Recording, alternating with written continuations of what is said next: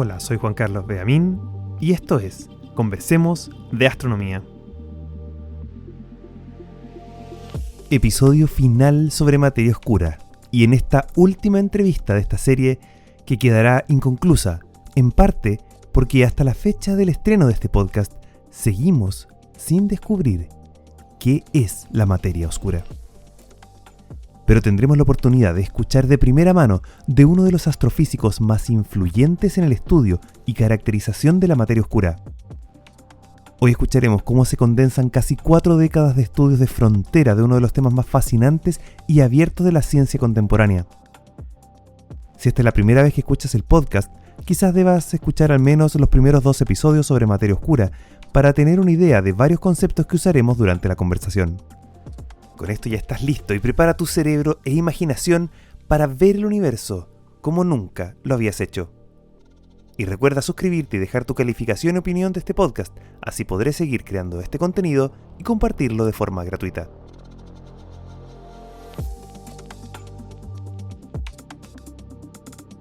Todos quienes hemos pasado por la carrera de astronomía, cuando estudiamos la materia oscura, leemos sobre el perfil que describe la distribución de la materia oscura, conocido como el perfil de Navarro, Frenk and White. Es por ello que en este episodio es un honor presentarles al doctor en astrofísica de la Universidad Nacional de Córdoba en Argentina, Julio Navarro. Él fue investigador en los más prestigiosos centros astronómicos del mundo como Harvard, el Smithsonian, Cambridge, la Universidad de Durham, en Arizona, Massachusetts, y es actualmente profesor en la Universidad de Victoria en Canadá. Posee varios premios, becas, doctorado honorario y uno de los astrónomos más citados en el mundo. Julio, ¿verdad? Muchas gracias y bienvenido a Conversemos de Astronomía. No, un placer, por supuesto, Juan Carlos. Julio, han pasado 35 años aproximadamente desde tu primera publicación científica y unos 25 desde ese artículo que cambió la forma en que pensamos o estudiamos la materia oscura. Me gustaría saber un poco cómo era investigar esto de la materia oscura a finales de los 80 y principios de los 90. Bueno, primero que todo me hace sentir un poco viejo aquí, así que espero que...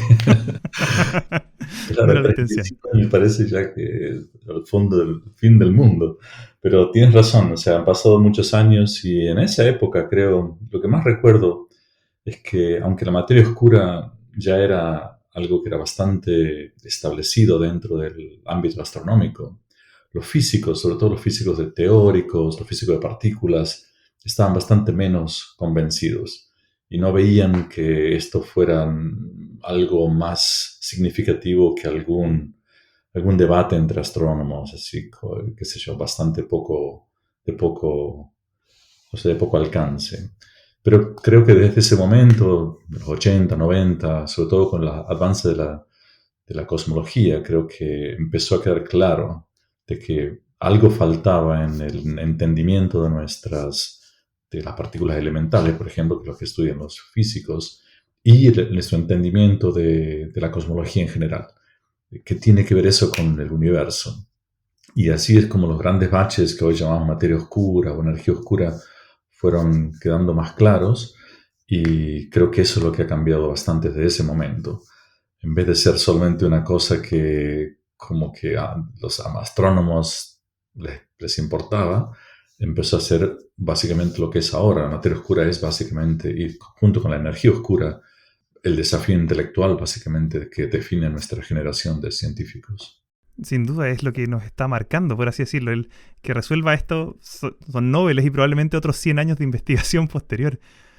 A lo largo de esta serie de materia oscura, donde ya tenemos varios episodios, hemos visto cómo fue migrando. En un principio era algo que se detectaba en las galaxias, como tú bien decías. La cosmología no era tan bien mirada quizá por los físicos de partículas, que tenían un modelo muy lindo, esta teoría estándar de la física de partículas, el modelo estándar, perdón. Se intentó explicar cómo quizá agujeros negros, estrellas de neutrones, pero ahora ya estamos en tierra derecha, por así decirlo, donde se tratan de buscar justamente cuál es la partícula que tiene la materia oscura. ¿Cómo ha respondido la astrofísica, en especial la parte más teórica, a los resultados negativos que se dan en las observaciones? Como te decía, los físicos se empezaron a preocupar bastante por esto, y entonces surgió este esfuerzo como para poder armonizar la cosmología, la física de partículas y los resultados astrofísicos, un modelo como estándar, no diría ya estándar, pero una hipótesis estándar, que la materia oscura es una partícula elemental que aún no ha sido detectada en los laboratorios. Y ha habido y sigue existiendo un gran interés en esto, y ha habido muchos experimentos tratando de buscar esta partícula que nos estaba faltando, digamos. Por supuesto puede ser no una, pero muchas partículas, o puede ser mucho más complicado. Pero que había una hipótesis bastante clara. Y esa hipótesis se podía, en principio, corroborar con, por ejemplo, los aceleradores de partículas allí en Ginebra, de CERN, o también con observaciones astrofísicas de alta energía, como por ejemplo emisiones de rayos gamma. Lamentablemente esas cosas ya pasaron, básicamente la década pasada, y no hay indicios de que esta partícula que estamos buscando haya aparecido. No quiere decir que no exista, quiere decir que lo que pensábamos que era parecía ser que no es así. O es mucho más complicado, o es mucho más simple, o estamos totalmente equivocados.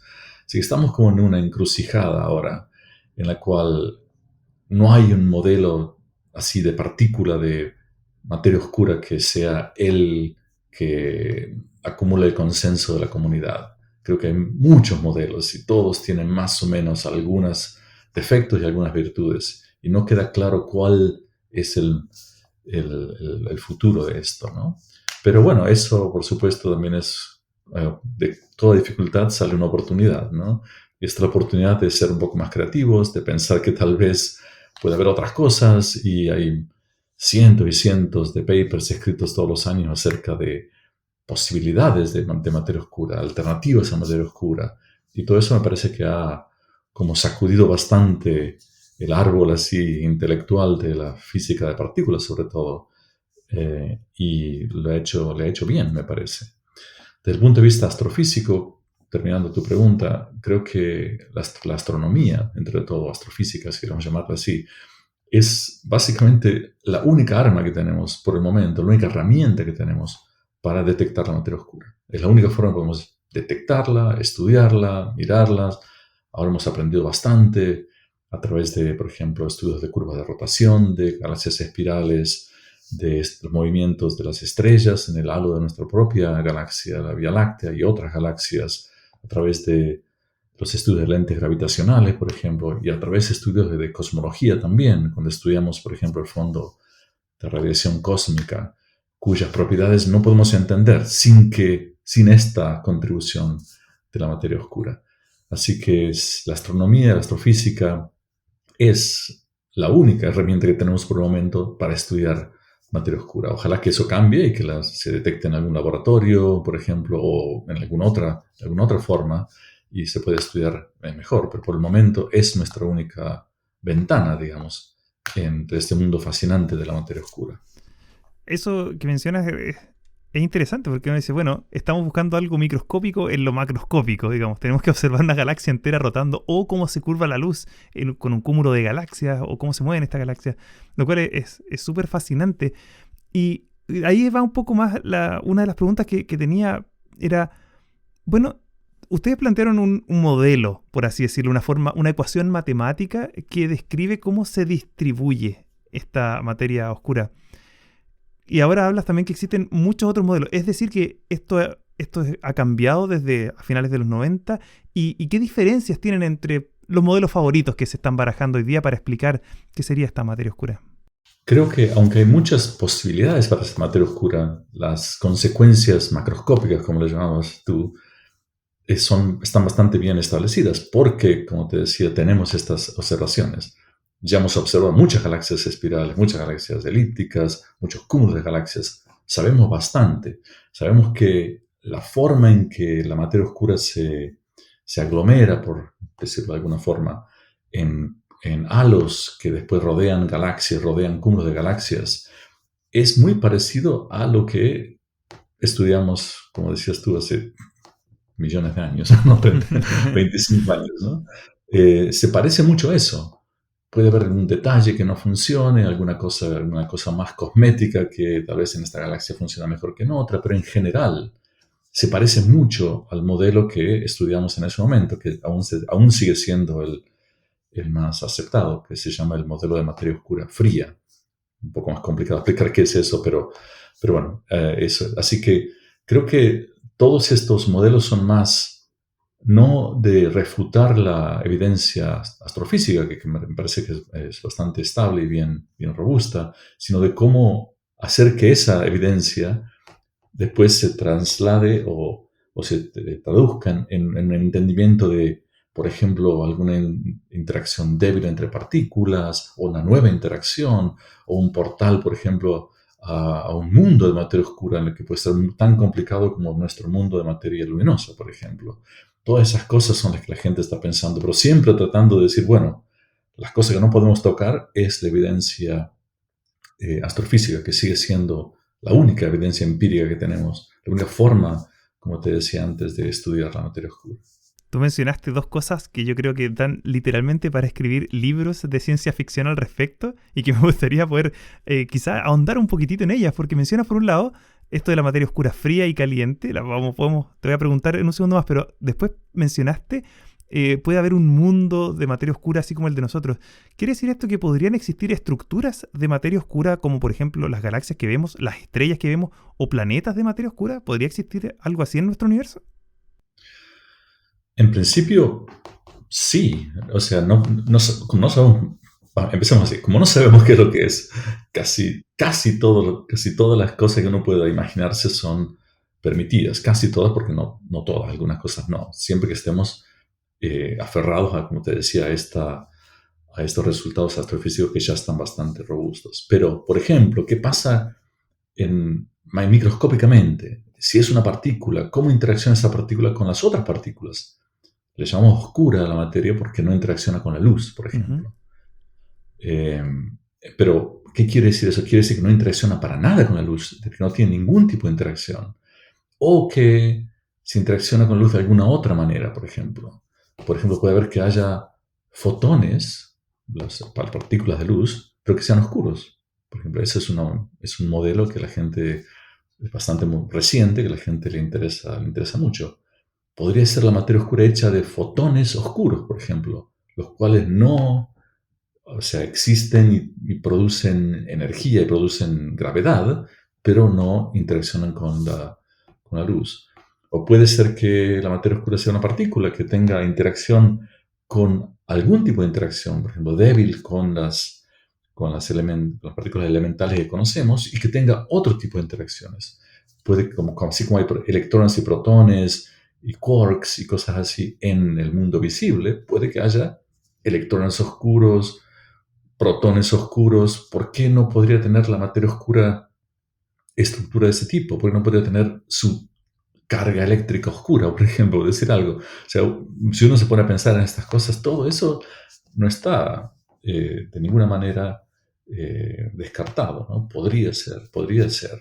Ahora, los modelos, por supuesto, que a la gente le interesa más son, tal vez por esto de la navaja de Occam que le llamamos, ¿no? Son los modelos más simples. Mm. Entonces, para poder progresar y como una cuestión más de higiene intelectual, diría yo, digamos, hagamos lo más simple posible. Pensemos que la materia oscura es simple, es una partícula, un solo tipo de partícula, no interacciona con la luz, interacciona muy débilmente a través de la interacción débil, por ejemplo, y eso al menos podemos tratar de avanzar un poco, como para concretar, ¿no? Como para concretizar las cosas y decir, bueno, ahora tengo un modelo que puedo ir a un laboratorio y hacer algo, porque si fuera así es tan loco como que fotones oscuros, esas son cosas que les interesan mucho a los físicos teóricos, para aprender qué parte nos está faltando de la física, pero tal vez a la gente que es un poco más eh, práctica, ¿no? O experimental, le interesa un modelo un poco más simple, que se puedan llevar o plasmar en un experimento en un laboratorio. Claro. Ahí solo hacer un alcance quizá para aquellos que dejan volar su imaginación y han visto también videos por ahí cuando habla de fotones oscuros, electrones oscuros y todas estas partículas hipotéticas que podrían o no existir. No estamos hablando de antimateria, eso está bien sentado, eso ya se ha detectado. No está hablando de positrones, antiprotones, sino que realmente son una nueva familia de partículas que le darían poder, por así decirlo, o sustento a la materia oscura. Claro, es totalmente diferente. O sea, la antimateria creo que se entiende bastante bien en el sentido, sabemos cómo producirla, sabemos qué pasa. Ahora, no sabemos por qué, por ejemplo. El universo tiene bastante poca antimateria comparada con la materia. Eso no lo entendemos. No creo que haya ningún modelo viable en el cual la materia oscura sea la antimateria, ni tenga nada que ver con la antimateria. La antimateria creo que es otra simetría. Nos está faltando algo más, ¿no? Así creo que eso también lo aceptan los físicos. Nos está faltando algo más, alguna otra simetría que se rompe en el universo y que crea esta materia oscura y que aún no hemos encontrado cuál sea. Por ejemplo, la gran apuesta con el acelerador de colisionador de hadrones en Ginebra, la gran apuesta era que había una simetría parecida a esta de la materia oscura, pero no la misma. Le llamaban supersimetría, Ujú. en la cual, por ejemplo, cada partícula tenía su partner, no sé cómo se dice en castellano, supersimétrico, ¿no? Y al menos lamentablemente, las observaciones que tenemos de este colisionador, no Sí, sé sí, si se dice colisionador de así, hadrones, el LHC. sí, colisión claro, el LHC, parecía ser que esta supersimetría que la gente se imaginaba no existe, o no existe en las energías que hemos podido investigarla, En su ¿no? forma más simple, Entonces, quizá. claro, entonces puede que sea o más simple o más complicado, o puede que no sé, que estamos ladrando al árbol equivocado, así que las cosas son bastante más complicadas, pero yo personalmente creo en las simples. El universo es un poco complicado, pero no es tan complicado, Mm. en el sentido que con nuestra pequeña imaginación, nuestra pequeña inteligencia humana, hemos podido básicamente entender qué pasa en los confines del universo, en galaxias que están 200.000 millones de años luz de nosotros, porque son parecidas a las nuestras. El universo no es muy diferente allá que aquí. Las leyes de la física parecen ser las mismas aquí y una galaxia con la cual no tenemos y a veces no tendríamos ninguna posibilidad de tener contacto, aparte de recibir un poco de luz. O Y sea, más nos parece vale ser que que el sea universo, así. claro, parece ser que el universo es simple, es suficientemente simple como para que nosotros podamos entender al menos parte de ello. Y extrapolando eso, tal vez sin ningún derecho, a la materia oscura, yo creo que la materia oscura es algo simple, una partícula simple que, bueno, no la hemos encontrado aún, pero ya llegará. Claro, pasó así con el Higgs, pasó así con tantas partículas. Esperemos que así pase. Quiero preguntarte sobre lo que mencionaste. Hablaste de materia oscura fría y materia oscura caliente, que son dos, por así decirlo, hipótesis que también nos ayudan a entender cómo se formaron las estructuras en el universo. Es distinto que se formen primero las estrellas y que luego se formen las galaxias, a que primero se formen las grandes estructuras y luego las más pequeñas. Un poco así funcionan las diferencias, pero me gustaría preguntarte, ¿en qué consistirían esta materia oscura fría y caliente y qué diferencias veríamos nosotros astronómicamente? Bueno, empíricamente, sin meternos en modelos Ujú. de partículas de materia oscura fría o caliente, lo que veríamos en un modelo de materia oscura fría, por ejemplo, que es el modelo estándar, por eso empecemos con eso, es que la materia oscura en el universo está distribuida en, la mayor parte está en pequeños clumps, en pequeñas aglomeraciones, ¿no? Desde aglomeraciones muy pequeñas hasta muy grandes. Las más grandes son los que contienen los cúmulos de galaxias. Y las más pequeñas deberían existir, pero no tienen, por ejemplo, ninguna galaxia. Entonces, esa predicción de que la materia oscura está aglomerada en pequeñas, como, no sé cómo, no sé cómo decirlo en castellano, Sí, sí, en clumps, ¿no? grupos. Pero de muchas masas diferentes, es una de las principales predicciones de la materia oscura fría. La materia oscura caliente, por hacer un contraste bastante fuerte, dice no, los clumps tienen una masa bien característica. Existen clumps solamente bien grandes, pero debajo de una cierta masa no hay nada. Y la materia oscura es como uniforme en el universo. ¿Okay? Y eso se puede, de alguna manera, contrastar con los datos astronómicos y decir, ¿qué es lo que vemos? Y, por ejemplo, lo que hemos encontrado ahora, o más recientemente, es que pareciera ser que hay estos clumps de todas las masas, ¿no? Entonces, eso es datos que respaldan la idea de la materia oscura fría. Ahora, entonces, como la caliente no funciona y la fría parece que funciona, la gente habla de materia oscura tibia. Entonces, donde no es tan extremo como la oscura, como la fría, no es tan extremo como la caliente y está justo fuera de las cotas que podemos poner dadas las observaciones de galaxias pequeñas, por ejemplo, que tenemos. Y eso sigue siendo un modelo que la gente, no sé si es muy popular, diría yo, pero la gente sigue trabajando. Mientras haya gente que trabaja, el modelo seguirá existiendo, ¿no? Así que bueno, pero es más una gran diferencia. Pero no tiene que ver con la temperatura en sí de la materia oscura. No quiere decir que alguien esté midiendo porque no la hemos detectado. Tiene que ver principalmente eso, como con cómo se mueven las estructuras a su alrededor o con cómo se forman, ¿no? La razón por la cual le llamamos fría o caliente, de nuevo, para poder hacer un contraste bien diferente, ¿no? Es que, ¿cómo se crea esta partícula? ¿No? ¿Sí? Imagina que sea una Sí, partícula, sí. empezamos a hacer una suposición. Por eso quería decir, vamos a ver entonces un modelo, no es el único modelo ahora, pero el modelo más simple de materia oscura fría es, por ejemplo, una partícula elemental, como el neutrino, por ejemplo. Imagínate que el neutrino tuviera una cierta masa, ese era el modelo más aceptado. Ahora ha sido descartado, hemos medido la masa, o al menos acotado la masa de los neutrinos, y sabemos que eso no es así. Pero bueno, ese era un modelo. Imagínate que fuera un neutrino. El neutrino es una partícula elemental que no interacciona prácticamente con nada, excepto a través de la interacción débil.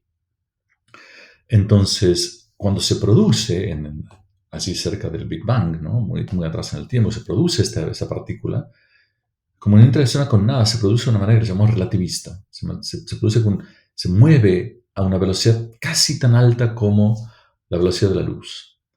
Entonces, ¿cómo se mueve tan rápidamente? No puede ser atrapada por los pozos de potencial gravitacional que tiene, por ejemplo, una galaxia. Una galaxia es un pozo de potencial caracterizado por una velocidad típica del orden de 100, 200 kilómetros por segundo. Nuestro Sol, por ejemplo, da la vuelta alrededor de la Vía Láctea a más o menos 200 kilómetros por segundo. Si tienes una partícula que se mueve a 300.000 kilómetros por segundo o algo parecido, no puede quedarse atrapada en ese pozo potencial. Se va, desaparece, tiene velocidad de escape, le llamamos, o más grande que la velocidad de escape. Entonces todas las estructuras debajo de una cierta masa desaparecen porque la partícula no puede quedarse atrapada a ellas. Por eso que la materia oscura, o caliente en este caso, digamos hot, ¿no? Caliente porque la velocidad de estas partículas es muy alta, no consiguen formar estructuras pequeñas. La materia oscura fría, por el contraste, se crea prácticamente con velocidad de cero. No exactamente cero, pero comparado con otro ejemplo, prácticamente velocidades muy, muy pequeñas. Entonces ahora tiene esa posibilidad de ser atrapada en cualquier pozo de potencial, sea pequeño, sea grande, sea mucho más grande. Entonces por eso es que tenemos esta estructura de cúmulos de galaxias pequeñas, y debería seguir habiendo cosas más y más y más pequeñas. Lo que pasa es que no los detectamos porque no tienen la capacidad de formar estrellas. Debajo de una cierta masa, debajo de un cierto pozo de potencial, el gas no puede condensarse en estrellas. Entonces no tenemos cómo observarlos.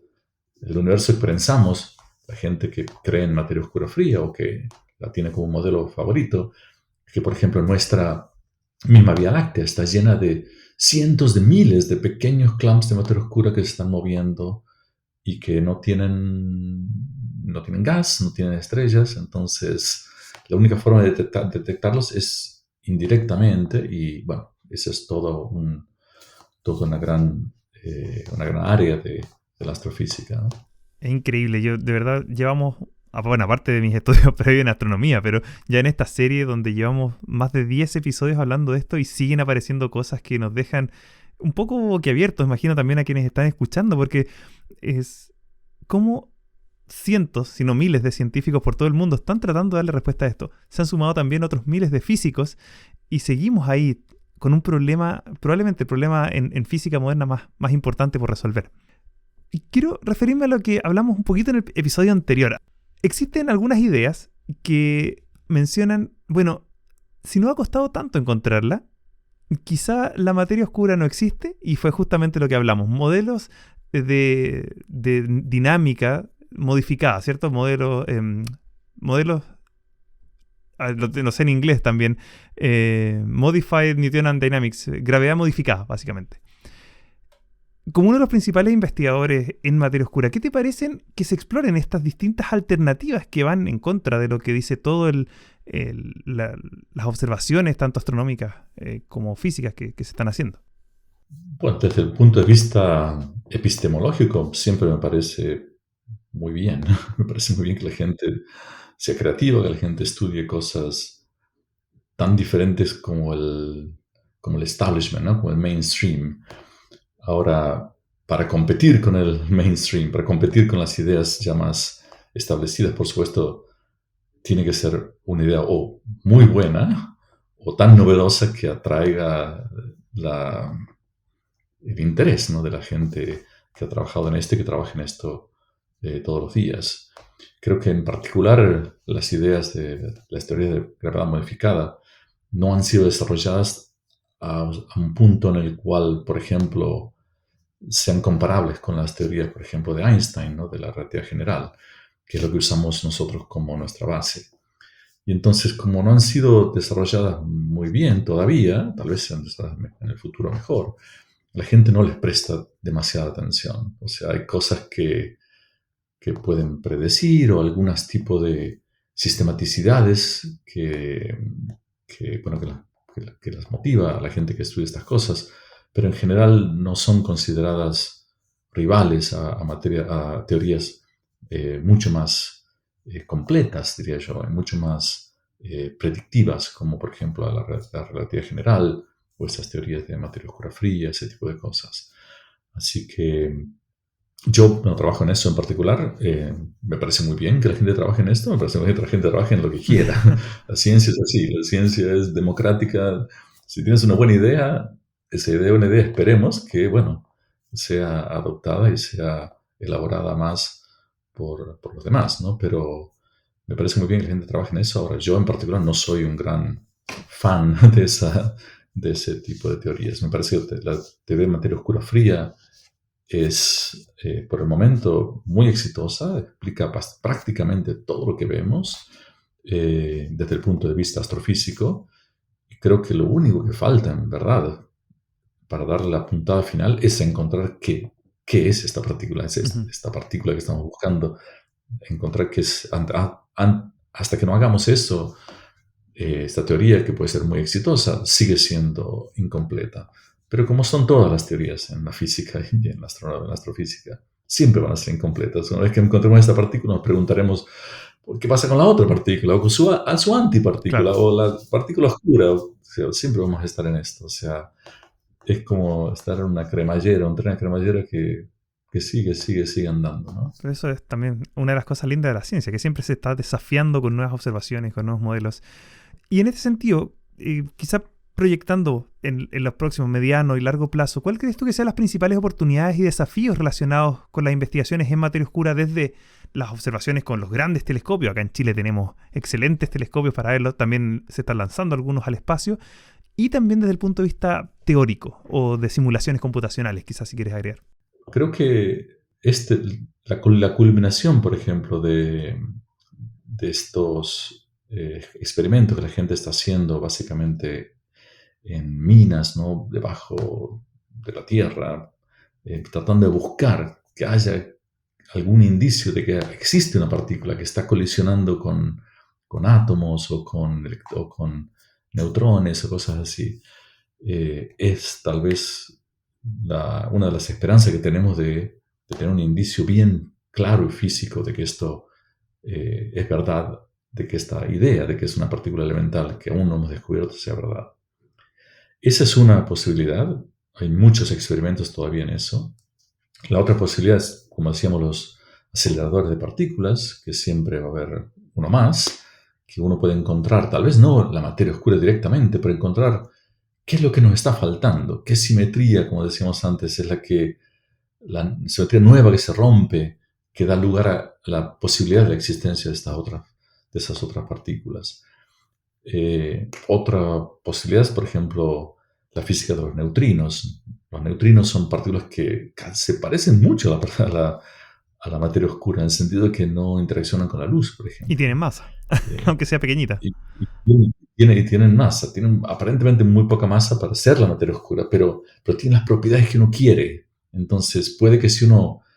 Y hay muchas cosas de los neutrinos que no se saben. Hemos aprendido mucho en los últimos décadas, ¿no? O sea, es muy, muy reciente.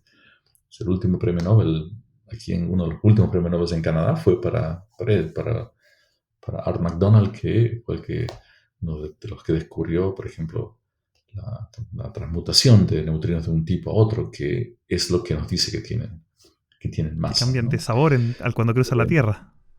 Claro, que cambian de sabor. ¿No? Como cambian de sabores, tienen que tener masa. Sí, Es más o menos lo que... el Porque argumento. si no cambiara, para cambiar tiene que tener masa, porque si no cambiara sería como un... Si no tuviera masa, sería como un fotón. Claro, y como Si no cambia, tiene masa, entonces no puede cambiar nunca, básicamente. Si cambia, es porque tiene masa. Ahora, cuánta masa tiene uno respecto al otro, esas son es otros otra problemas, pregunta. ¿no? Y Sí. esa parte no se entiende bien. Pero digo, si uno entiende mejor esa física, ¿por qué hay tres tipos de neutrino? ¿Hay tres o hay más? ¿Hay cuatro? ¿Hay cinco? ¿Hay seis? Hay otras que aún no hemos descubierto. Tal vez si entendemos eso, como se parecen tanto a las propiedades de materia oscura, tal vez esa sea una avenida también bastante fructífera. Por ejemplo, uno de los candidatos de partículas es lo que le llaman el neutrino estéril. Por ejemplo, es un neutrino que es diferente a los que ya conocemos, los que ya hemos medido, pero que debería existir. Pero como existe y es estéril, entonces interacciona mucho menos y es más difícil de encontrarlo. Pero si se encontrara, por supuesto que sería causaría una gran revuelta, ¿no? En nuestro entendimiento de la física de partículas y de sus consecuencias para la materia oscura De también. hecho, dedicamos un capítulo también a las acciones, también otra partícula hipotética que podría dar la explicación. Claro, claro. Digo, hay mucho Mucho, sí. más. Te di un par de ejemplos nada Ajá. más, pero hay mucho más. Sí, así que bueno, hay esperanza entonces en todos estos experimentos que se están realizando. Esperemos que, bueno, haya éxito. Y me gustaría hacer una última pregunta, porque quizá para aquellos amantes de la astronomía que han seguido estos episodios y quizá se han atrevido a buscar más información, en los últimos años, o pues quizás décadas, se han hecho muchos estudios en grupos de galaxias, en nuestro grupo local de galaxias, estudios de la Vía Láctea, de Andrómeda, de su estructura, de distribuciones espaciales, en especial de los cúmulos globulares, cómo estos cúmulos de estrellas orbitan, se han hablado de ciertas alineaciones, de ciertos streams, y un montón de cosas que parecen darnos más pistas todavía de la Vía Láctea. También estudios de estrellas binarias anchas, ¿cierto? Que por interacciones podríamos estudiar sus separaciones y también arrojar pistas de la materia oscura. ¿Qué tanto aportan estos estudios locales versus los estudios a gran escala, como lógicos, como tú mismo decías, estudios de cúmulos de galaxias, versus estos estudios más acotados, por así decirlo, de nuestra galaxia y cosas más pequeñitas, en el estudio de la materia oscura y acercarnos a una respuesta? Bueno, para darte un ejemplo bastante práctico, una de las predicciones de la materia oscura fría es que hay muchos de estos pequeños clumps de materia oscura. ¿No es así? Como son muy pequeños, la única forma de detectarlo va a ser bien localmente. Lo vamos a detectar tal vez por la interacción de esos clumps con el disco de nuestra galaxia, por ejemplo, cómo ciertas estrellas pueden responder si es que un clump de esa materia oscura atraviesa el disco, por ejemplo. Ese tipo de cosas. O cómo, por ejemplo, ese tipo de clumps podría perturbar estas, estos, me falla el castellano aquí un poco, Pero puedes hacerlo en inglés y esas lo buscamos. pequeñas estrellas, ¿no? Estas estelas de estrella que salen cuando, por ejemplo, la fuerza de marea alteran la estructura de un cúmulo globular, por ejemplo. Esas cosas las podemos detectar. Y si el halo de la Vía Láctea estuviera lleno de estos clumps, por ejemplo, debería interactuar con estos streams, que son como trazadores, como líneas de estrellas. Si se perturban, esas líneas no se vuelven tan rectas o tan fáciles de seguir, ¿no? Entonces, buscando ese tipo de cosas, uno puede poner pero eso lo vamos a poder hacer solamente localmente. Eso hacerlo en otras galaxias y por supuesto en galaxias lejanas es prácticamente imposible. Así que ese tipo de predicciones de la materia oscura fría, esta abundancia de pequeños halos de materia muy, muy pequeña en términos de masa comparado con una galaxia, creo que lo podemos hacer solamente localmente. Así que todo se complementa en la, en la ciencia, en la física, ¿no? O sea, los estudios de larga escala nos dan cierto tipo de parámetros y cierto tipo de conocimiento, y los estudios en pequeña escala nos dan otros. Y tenemos que ver cómo los ensamblamos todos juntos para ver que lo que hemos aprendido sea robusto y sea duradero, ¿no? Qué espectacular. Esperemos que esas buenas nuevas observaciones y también los esfuerzos físicos, de físicos teóricos y astrofísicos como tú también nos puedan ayudar finalmente a poder entender y darle una respuesta final. Quiero darte las muchas gracias, doctor Julio Navarro, catedrático de la Universidad de Victoria en Canadá y un referente de astrofísica moderna. Muchas gracias por compartir este espacio con nosotros y estar aquí en Conversemos de Astronomía. Muchas gracias a ti, Juan Carlos. Este ha sido el último episodio sobre materia oscura por ahora. Espero que hayas disfrutado de esta serie, de poder comprender a fondo muchas de las aristas que rodean este activo campo de la investigación de la astrofísica moderna. Aún no sabemos lo que es, pero en este momento somos parte del proceso científico al buscar la respuesta. ¿Serán los colisionadores de partículas? ¿Serán los detectores de radiación de Cherenkov? ¿Serán las observaciones hechas con la nueva misión espacial Euclid o el observatorio Vera Rubin? Solo el tiempo nos dejará saber esta respuesta. Este, además, es el último episodio del 2023, el primer año de Conversemos de Astronomía. Por ello es que le doy gracias a los más de 1000 suscriptores en Spotify, a los miles que han escuchado, y espero aprendido mucho sobre esta maravillosa ciencia que me apasiona tanto estudiar como compartir con ustedes. Si les ha gustado, solo agradecerles y pedir si lo comparten con más personas para que todos podamos seguir aprendiendo de este universo en el que vivimos. Será hasta la próxima y con un nuevo tema. Soy Juan Carlos Beamín y esto es Conversemos de Astronomía.